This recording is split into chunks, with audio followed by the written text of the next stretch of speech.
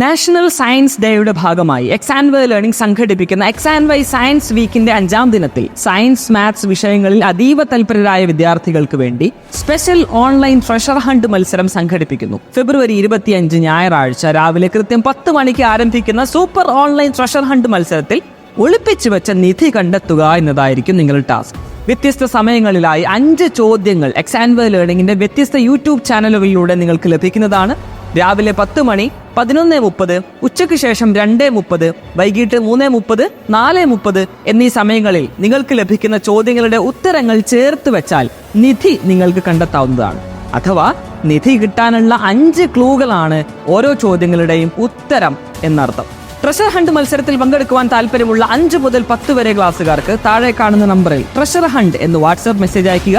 ആദ്യം രജിസ്റ്റർ ചെയ്യുന്ന 300 പേർക്ക് മാത്രമായിരിക്കും അവസരം. വിജയിക്ക് 1000 രൂപ സമ്മാനം ലഭിക്കുന്നതാണ്.